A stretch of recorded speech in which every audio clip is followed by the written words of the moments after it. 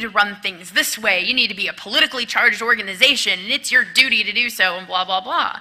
And, you know, we disagreed with him and told him so in no uncertain terms, but did it in a respectful manner. I mean, there's a difference between being welcoming and, you know, thinking that, you know, everybody's going to fit in, or thinking that nobody is a threat.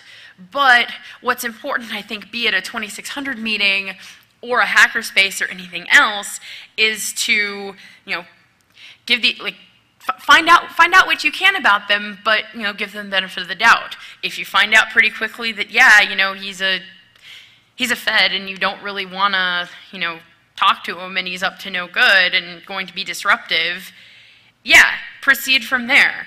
But don't assume that everybody walking in is going to be, you know, a Fed or is going to be a threat to your organization. You know, give them a fair shake, find out what their deal is first, care enough to do that. I just wanted to add into it, in addition to that, I'm involved in a hack space in my community, but I'm also involved in some more activist political type stuff. And one of the things on the political side of things that we don't see so much in the hacker space side of things is this concept of security culture, where there's we sort of have developed sort of pretty clear guidelines on how to deal with those sorts of situations, where you do things like be very clear that you're not incriminating or getting people involved in things that they don't necessarily want to be involved in by sharing too much information in the first place. So you set up those barriers sort of in advance at a cultural level.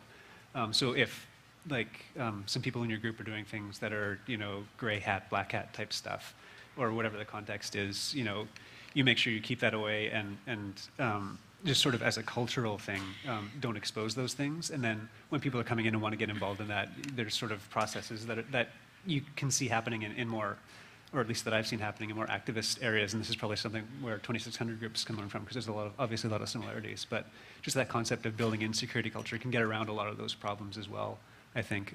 Just, you know, being aware that other cultures than the hacker cultures that we're involved in have dealt with these problems, and we can learn from them as well. The problem is you're talking about sort of a cell organization.